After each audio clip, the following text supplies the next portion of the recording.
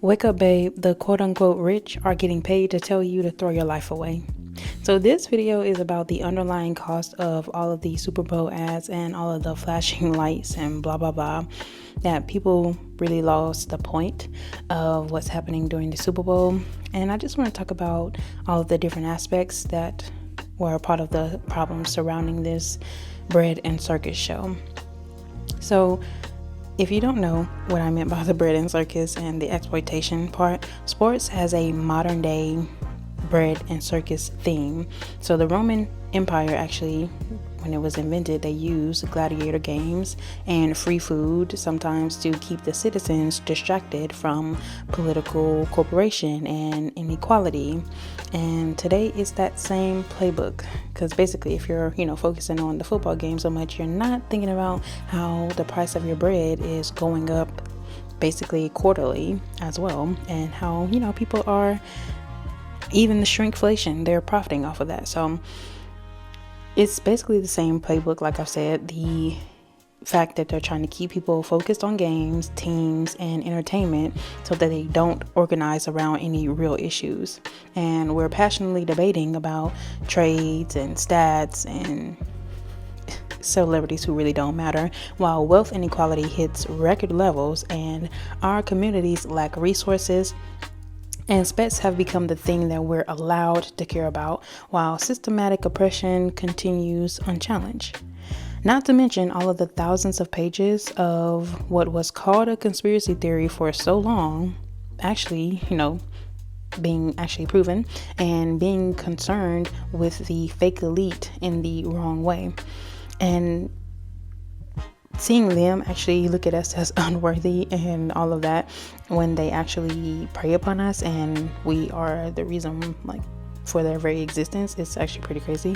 But you can see all of the parallels and the corruption that was going on then, and how they're basically stealing the breads out of people's mouth and stealing all their time away from their family, and how that exactly is going on right now. So if you don't know about the clear playbooks of what was going on then and how they got them to basically destroy themselves and their own bodies and all of that, that was a little tidbit for you.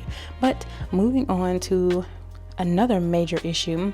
Now, before we even get into the meat and potatoes of the gambling, I want to talk again about the fake elite and go ahead and give them a silent round of applause for how they basically had all of us in covering the bases, which is, a basketball reference, but still, we'll get through it.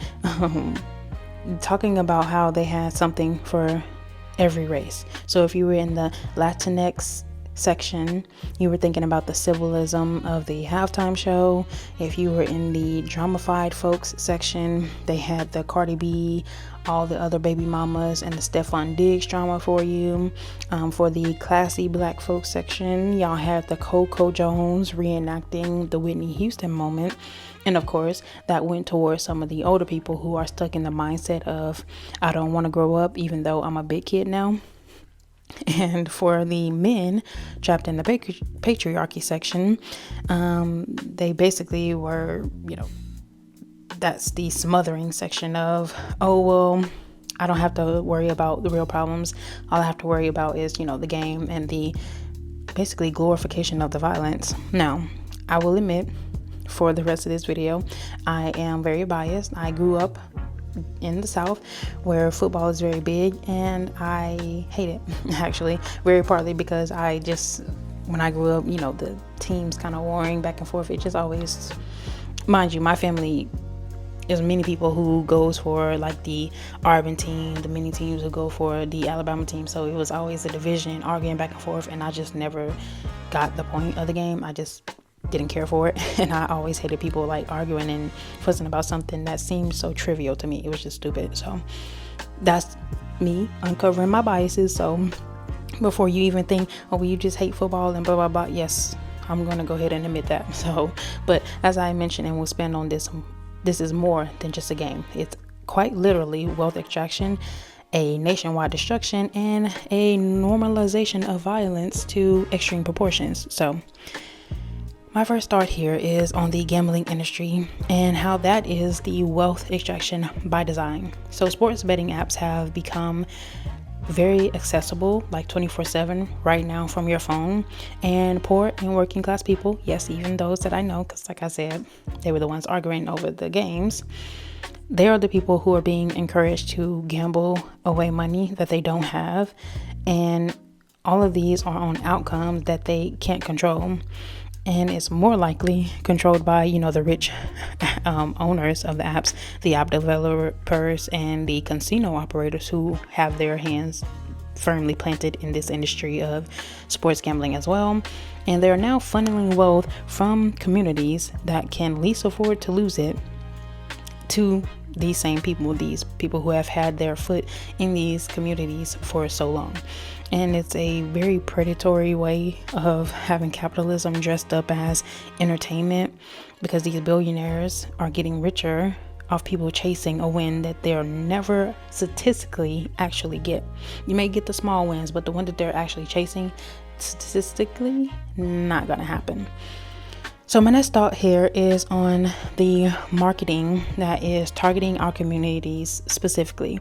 So gambling ads are saturated over the broadcast during the games, and that time, Black and brown communities are watching heavily. Any community who's basically poor, and that is a lot more than you think, but we'll move on from that. They're using, celebrity athletes that we admire to normalize the betting culture. So I don't even understand how LeBron is getting away with normalizing bets, but since it's football, it's okay.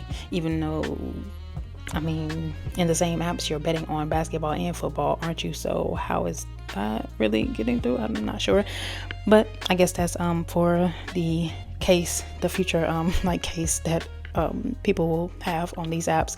That's actually coming up with Drake and Aiden Ross. Don't they have a case coming up soon about all of the sports betting? But yes, it's this messaging though that makes it seem like easy money and harmless fun when it's actually designed for you to lose.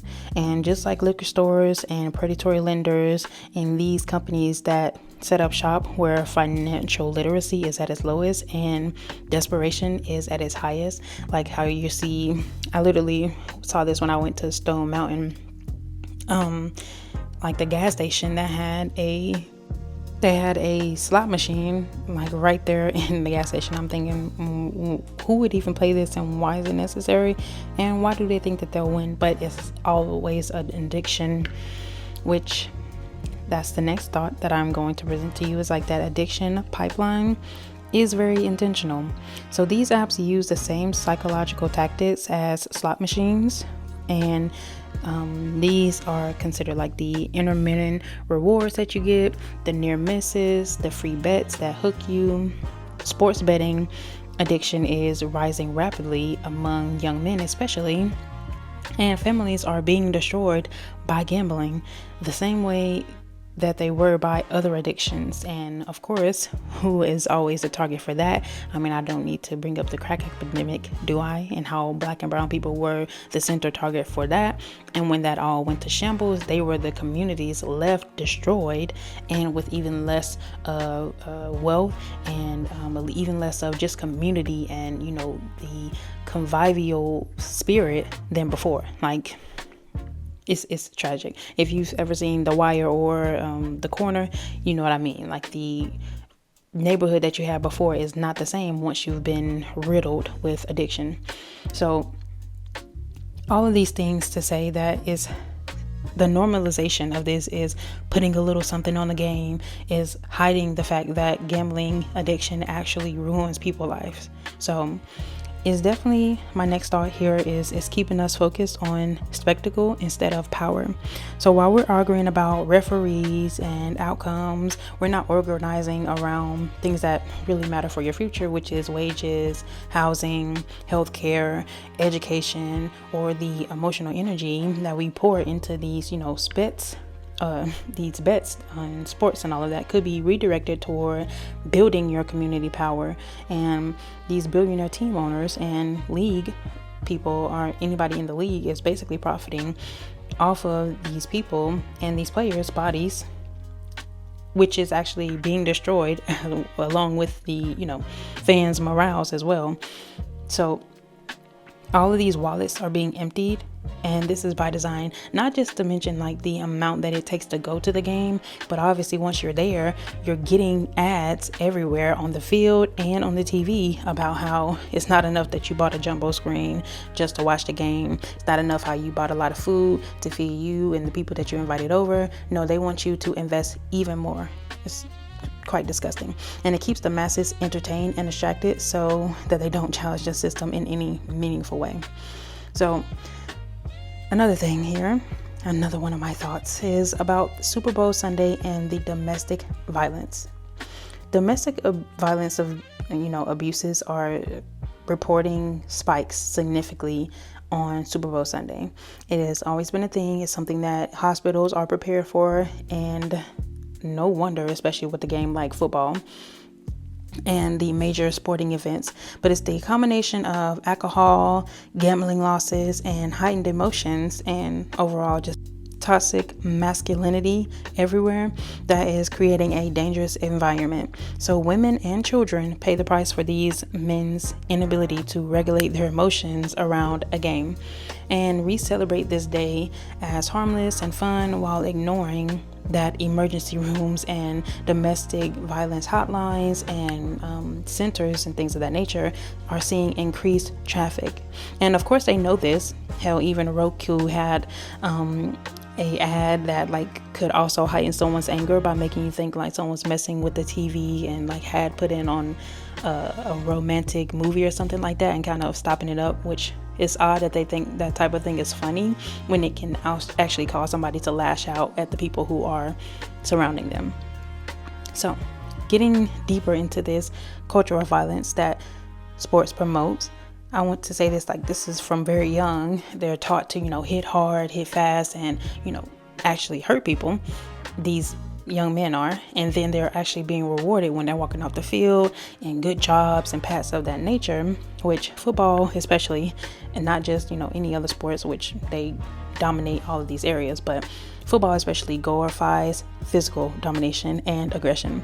So the same mentality that makes a good hit on the field, when it gets brought home, we teach men and young boys that violence is just entertainment, or it's inextricably tied to masculinity, which is, tied to your physical power, and then act surprised when that spills over into how they handle any conflict in their relationships, whether it be friendships or, yes, their relationships with their partners. So we can tell how this actually works after the football industry decide that they no longer have a use for these men, based off of how often these cases of domestic violence happen after they leave the league. And even seeing the players joke about the CTE that they may or may not have, because you actually won't know until they are not alive anymore, and basically science can use them as experiments to say, oh yeah, this was what was wrong with him. It's like, yes, getting his head knocked around was a problem the whole time.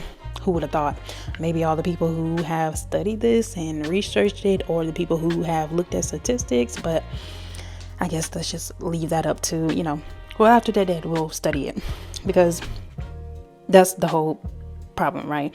And I guess I can say unalived because this is YouTube or whatever, but this is mattering very much at this time, not just because of our communities, but it's also a very spiritual, energetic thing, because our attention is one of the most valuable resources that is being stolen.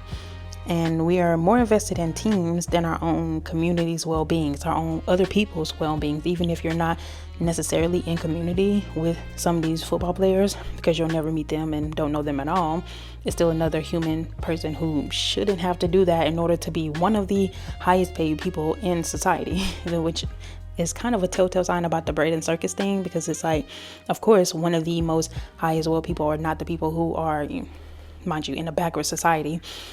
Of course, the most highest paid people are not the people who are, making a life and a difference in your everyday life. Like someone who's taking out your trash, someone who's delivering your mail, someone who, is giving you food. We're not the highest paid people. No, it's the people who are distracting you from the fact that you're not the highest paid people in the society, even though you are what makes the society go round, which is so backwards, as I've said. But like I mentioned, our intention and our attention to these things are the most valuable thing that's being stolen. And we're more invested into these teams than our own well-being, our community's well-being, and we've severely lost the plot.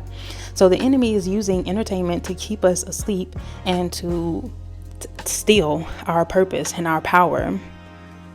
And breaking free actually means that we have to recognize and, how we're being programmed and choosing to invest our energies into these things that don't matter and are, destructive in the long term. So we have to choose to invest our energy way differently. And I want to say at the end of this video, it's not about hating sports. It's actually about seeing the game within the game, right? So enjoying sports isn't the problem, essentially. It's the fact that the people who are controlling them is the problem. And we can appreciate, athleticism without worshiping it or sacrificing our finances even more to it, So awareness means making conscious choices about where our time, money, and emotional energy goes. And real freedom is being able to enjoy something without having it power over you and towering over your community and all of the life choices that you can or cannot make because of your decisions that you made last Friday to bet on a game that you just knew for sure your team would win. Like, what? That's a level of psychosis that I'm not even ready to unpack right now. But yes, let me know if you enjoyed this video down below. If you have the same sentiments or if you have different sentiments, leave them down below. And until next time, keep creating.